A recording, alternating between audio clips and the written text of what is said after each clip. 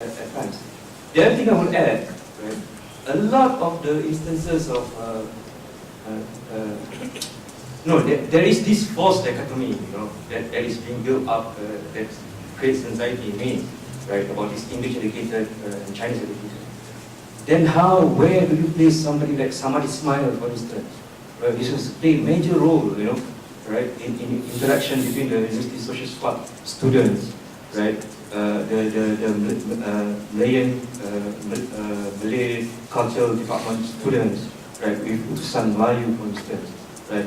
People like Dola Majid, only speakers has been talked about, right. These interactions, right, about them are actually a lot in the Malay books, actually. This is not being like compiled. I mean, I'm trying to do that sometimes, right? So you learn that, right? It's like, and it becomes this false dichotomy of the Chinese educated, English educated.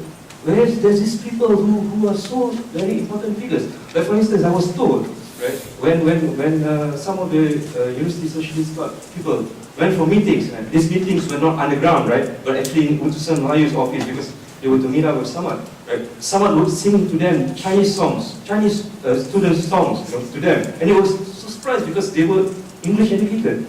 They didn't know about this Chinese song, but he knows about them. Is it?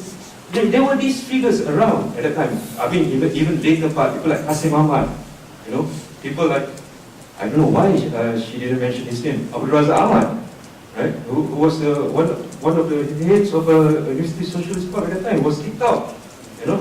Until the point even after he passed on, he was not allowed to enter Singapore. These are figures. So where did you place them? Because no doubt that they are English educated, right? But they come from the Malay side of the thing. So this narrative is very difficult for it to come into picture, right? If this false dichotomy exists, right, it becomes a ceiling to itself. Right, you can see that, their names are not being mentioned in the Malay Heritage Center, for instance. I mean, Samad,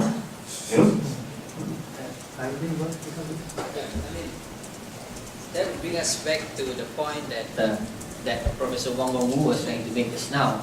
I mean, I do not know whether there are 1, 2, 3, 4 Fajar generations, but to me as a historian, I find that this term Fajar Generation is a useful conceptual category to understand not the people who were involved in the Fajar trial or the Fajar magazine per se, but to describe spirit. It is actually, to me, a composite mixture of people who subscribe to a distinctive spirit of oppositional politics. And to me, this is where this category works very well. You were talking about Malay educated people. The word Fajar, it's not from Chinese, nor is it from English. Right? It came from Omar Khayyam's poem, Fajar, and Hedwig Anwar was one of those people. The other lady, Aruzu. Was it Hedwig Aruzu? Yeah. Was it same person? She got married again, Anwar.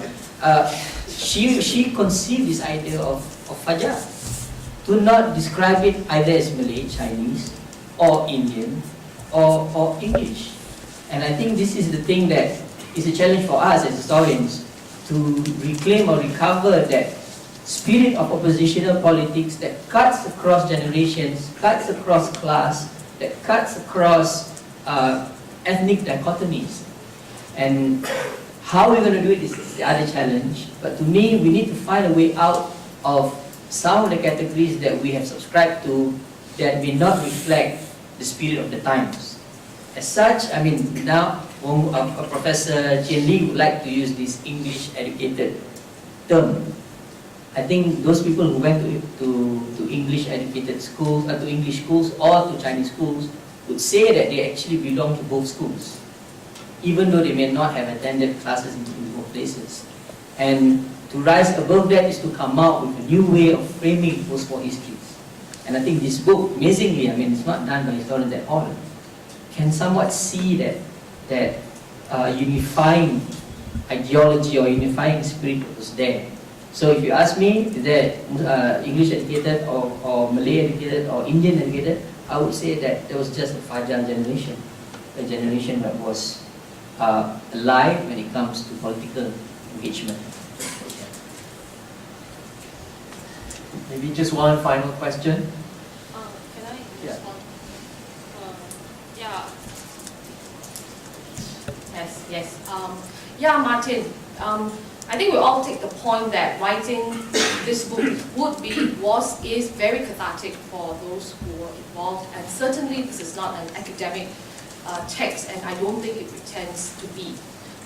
But at the same time, you should also note that there is an attempt at painting a general history of the left wing, in particular the two articles that I mentioned. And they used British sources, interviews, so on and so forth. So there is a conscious attempt at challenging not just politically, but also academically. And I think from the responses that all three of us have presented today, we are challenged as historians, as history students. As for the point on British colonial nationalism, if it's not obvious enough, I think if you look into the Malayan emergency, how it affected our institution, our laws, our very nationalist imagination, I think you could find a lot of continuity with this period, which is why I highlighted it as a historical period that should be, in fact, probed even further for what we may call post-colonial Singapore today. In fact, I think the amnesia concerning not just the anti-colonial movement, but colonialism, I think, is entirely missing. And I think that takes away a lot from understanding contemporary Singapore society. And that's my point for being so archaic, being so historian-like, going to a very unfashionable manner, this whole rehashing of importance of the Malayan emergency. Thanks. Yeah, final question?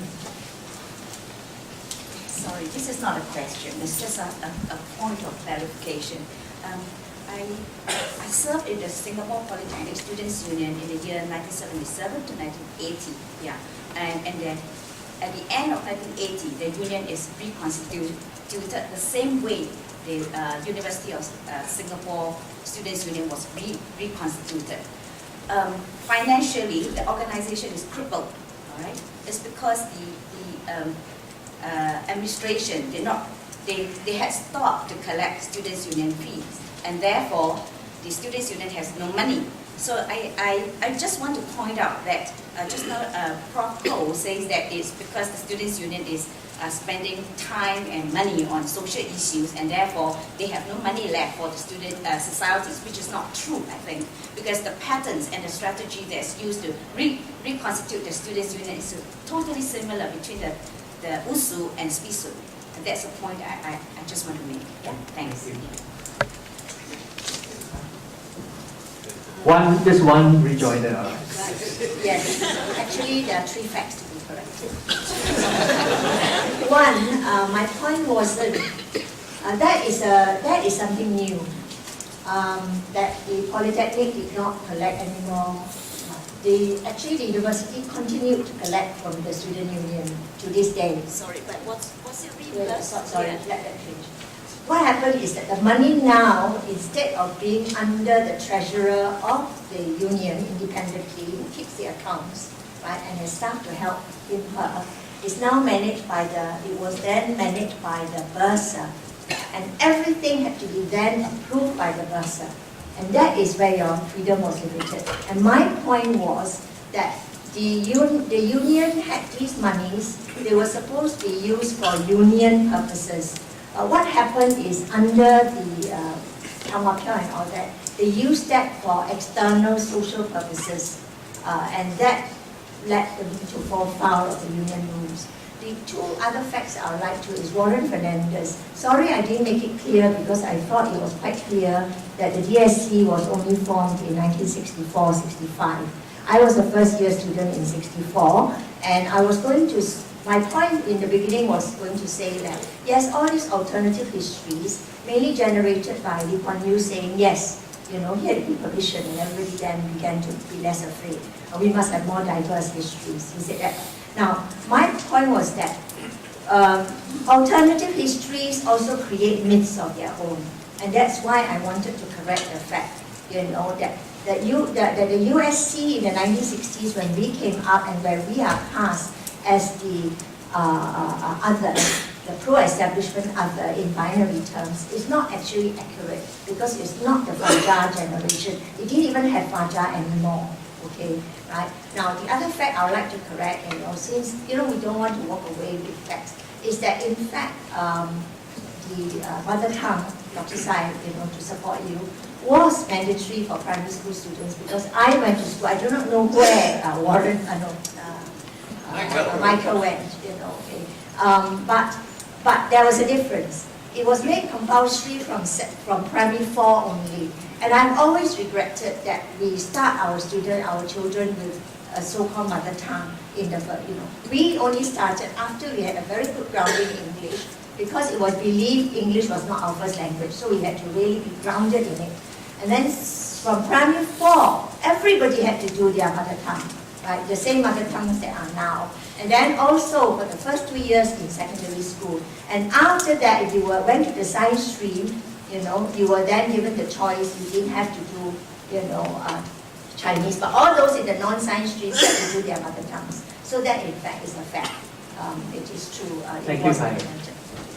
I have had lots of fun this 2 hours, and I hope we have given you some food for thought and some questions that we can use when we think about and read future books on Singapore history. They are still coming up in growing numbers.